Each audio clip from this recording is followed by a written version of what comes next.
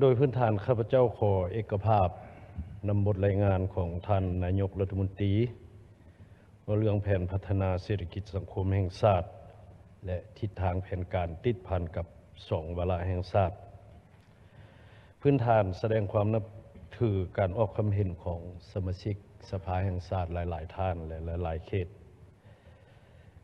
และต่อกับรายรับขบวนการเก็บรายรับถือว่ามาฮอดปัจจุบันผ่านการติดตามกวดกาของสภาอยู่ท้องถิ่นก็เห็นว่าคาดคะเนว่าจะได้เงินเกินแผนแต่ว่าทางศูนย์กลางก็ได้มอบฐานรายรับให้แขวงพวกเขาคุ้มครองตามการแบ่งปันคันคุ้มครองข้าพเจ้าเสนอแนวนี้เฉพาะเงินเกินแผนผ่านการติดตามกวดกาปี 2024ให้ไปใช้หนี้ตามมติสภา153นั้น60 30 กับ 10ก็ทางองค์การปกครองก็ได้จัดตั้งปฏิบัติก็เห็นว่าดีเงิน 50% ที่ทางศูนย์กลางแบ่งให้แต่ว่ามาเบิ่งตัวจริงสังเกตเบิ่งขบวนการดัดแก้มูลค่าของโครงการในระยะที่มีจำนวนหนึ่งมันจัดตั้งปฏิบัติบ่ทันแล้วเป็นโครงการนอกแผนแล้วเอามาเข้าแผนคือว่าเสนอดัดแก้มูลค่านี้อยู่ท้องถิ่นอยู่แขวงของพวกข้าพเจ้าคือว่าหลายพอสมควรอาจจะเฮ็ดให้อัตราหนี้สินนั้นอาจจะเพิ่มขึ้นได้อันนี้ปัญหาที่1ควรจะได้กำหนดประธานคลท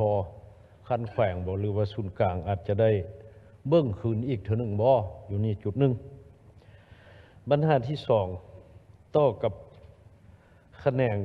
บริการและการท่องเที่ยวผ่านมาก็สามารถเก็บรายรับได้ลื่นแผนการแล้วก็มีกองทุนส่งเสริมให้นักธุรกิจกู้ยืมในการท่องเที่ยว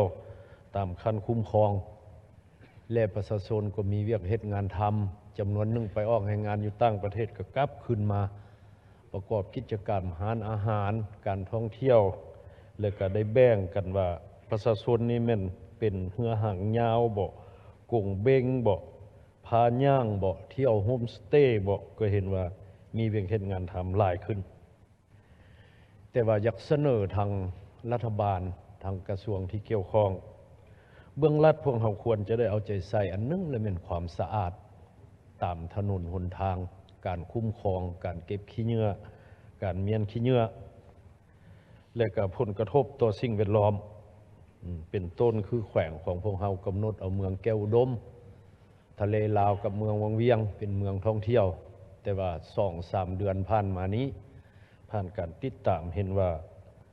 น้ำพวกเราหันคุ้นนั่นแหละป่าหย่อนน้ำหันถือว่าการปกปักรักษาพวกเราบ่ดีเท่าที่ควรเห็นให้นักท่องเที่ยวนี้หลายขบวนโจ๊ะการท่องเที่ยวเมืองวังเวียงเป็นลักษณะแนวนั้นพวกเราควรจะต้องได้เอาใจใส่ปรับปรุงอย่างเคร่งครัดปัญหาที่3หลายท่านก็ได้เสนอแล้วว่าเรื่องโบแห่นี้อยู่แขวงของพวกข้าพเจ้านี้ก็เป็นความจำเป็นของรัฐบาลนั่นแหละก็ได้ขุดนั่นแหละก็ได้อนุญาตนั่นแหละแต่ว่าผ่านการกวดกาเบิ่งเห็นว่ามันซับซ้อนพอสมควร1แล้วเป็นเนื้อที่กวมกัน2แล้วผลกระทบทางด้านสิ่งแวดล้อมต่อประชาชนเป็นต้นแล้วเป็นน้ำหรือว่าดินทำมาหากินบางบ่อนบริษัทซื้อนำเจ้าของหนึ่งพัดบ่ซื้อทางเทิงสัมพัดซื้อลักษณะจกอ้อมอยู่หั่นแหละบ่เกิดเฮ็ดนาบ่เกิดเฮ็ดสวนมีลักษณะมีผลกระทบ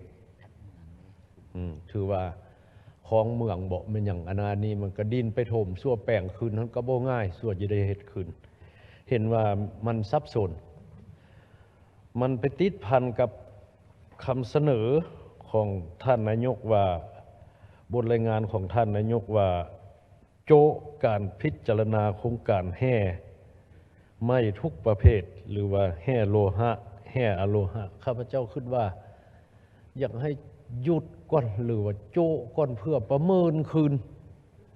ว่าอันใดเป็นของศูนย์กลางอันใดเป็นของแขวงมีบางอันพระว่าบ่ดูด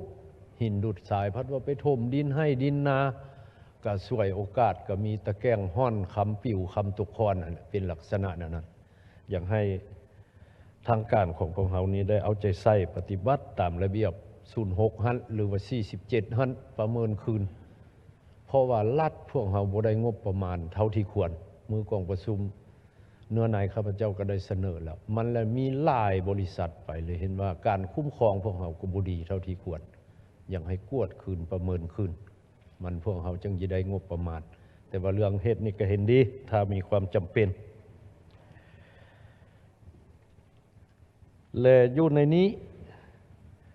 เห็นว่ามีบางโครงการนั้นถ้าหากบ่ปฏิบัติตามบทวิพากษ์ตัวอย่างบทวิพากษ์สิ่งแวดล้อมเป็นตาถอนก็อยากให้ถอนเป็นตาโจะก็อยากให้โจะนั่นแหละเพราะว่ามันมีผลกระทบหลายต่อประชาชนปัญหาสุดท้ายเรื่องทาง